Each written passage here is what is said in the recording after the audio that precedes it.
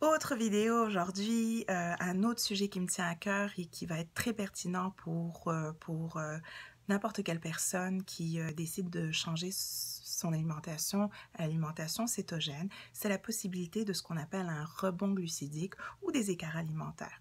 Alors, premièrement, je le dis, je le répète, ce n'est pas un régime. Manger céto, c'est vraiment un style de vie. C'est un choix alimentaire qu'on fait quand on sait que notre corps a de la difficulté à bien assimiler les glucides. Comme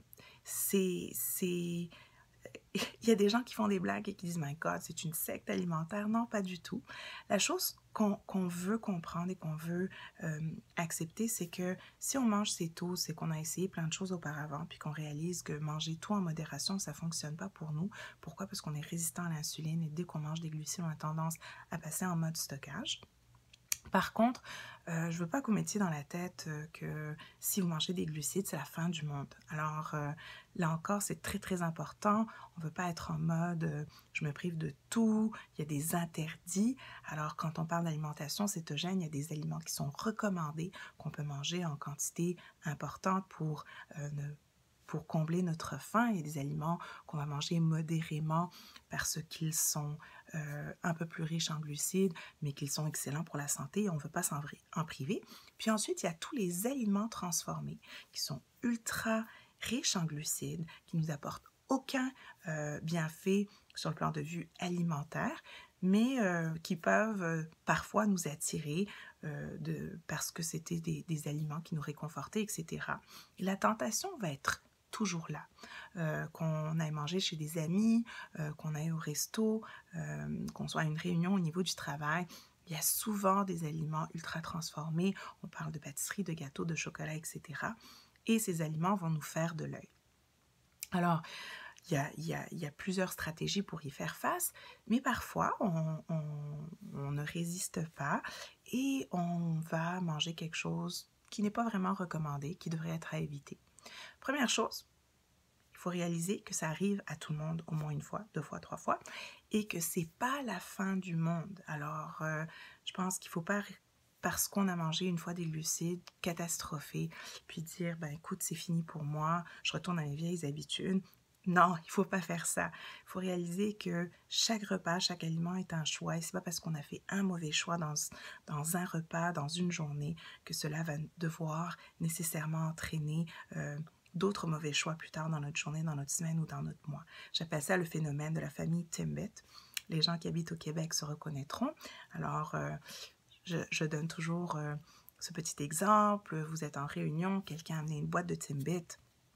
La boîte de Timbit vous fait de l'œil, puis vous calculez votre risque, vous calculez votre apport glucidique et vous dites finalement un petit Timbit, c'est pas la fin du monde, vous en prenez un, mais Tim va appeler son frère Tom et son cousin Harry et toute la famille des Timbits se retrouve finalement dans votre estomac. Alors, il faut faire attention parce que un rebond glucidique, ça peut être une pente glissante. Alors, certaines personnes, surtout celles qui ont une espèce d'addiction au niveau du sucre, ça va être très difficile une fois qu'on commence de s'arrêter. Et souvent, ce que cela va entraîner aussi, c'est un espèce de cercle vicieux d'émotions négatives. Alors, je peux vous donner un peu un petit scénario interne qui peut se passer dans votre tête. Vous avez mangé quelque chose que d'habitude vous devriez pas ou vous ne voudriez pas manger. Et là, bon, il y a tout un cercle vicieux de culpabilité, même de honte. Des fois, je peux pas croire que j'ai fait ça, c'est vraiment terrible. Et tout cela va générer une espèce de stress, des émotions négatives. Et si vous avez tendance à manger vos émotions négatives, ça va vous encourager à faire encore de mauvais choix. Alors, je dis souvent autour de moi à mes patients, il est rare que des émotions négatives nous poussent à avoir des actions positives et on peut regarder cette situation et on peut voir le verre à moitié plein ou à moitié vide. On peut dire, mais écoute, j'ai mangé un Timbit, le côté à moitié plein, c'est que je me suis fait plaisir, ça fait longtemps que j'en ai pas mangé, puis finalement, écoutez, j'en ai mangé un, puis c'est pas la fin du monde. Côté négatif, c'est se dire, ben écoute, regarde, je suis même pas capable, entre guillemets, de me contrôler, je suis retombée dans les glucides, patati patata, puis là, à ce moment-là, ça crée un cercle vicieux négatif, et je pense que la chose à faire, c'est juste de se dire, oui, ça arrive, je passe à autre chose, c'est pas la fin du monde, mon prochain repas, je vais faire des choix beaucoup plus, je dirais, appropriés ou beaucoup plus adaptés à ce que je souhaite nourrir mon corps et de ne pas culpabiliser, pas d'entrer dans ce jeu-là de tourbillon négatif vers le bas. Alors, juste pour vous rassurer, les rechutes glucidiques surviennent. Il ne faut juste pas, je dirais, tomber dans la pente descendante. Il faut apprendre à se ressaisir, surtout à être gentil envers soi-même, à, à se pardonner, à se dire que oui, dédramatiser et surtout penser que chaque repas est indépendant du précédent et de celui qui va le suivre et que chaque repas, on peut faire des choix qui sont positifs. Alors, on n'a pas besoin de tomber dans le « Ah, mais tant qu'à faire, ma journée est mal partie, je vais continuer comme ça. » ou « Tant qu'à faire, ma semaine est mal partie, je vais continuer comme ça. » ou « Tant qu'à faire, mon mois est mal parti. » C'est comme ça qu'on tombe en rechute glucidique et qu'on abandonne une alimentation qui est plus saine pour nous.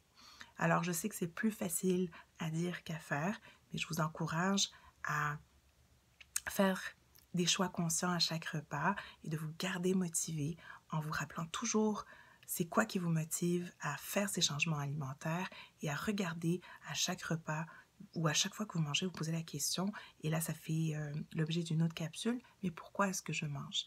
Est-ce que c'est pour m'alimenter ou pour d'autres raisons? Merci encore de votre intérêt pour ma chaîne YouTube et pour mon site internet cytosanté.ca et à une prochaine capsule.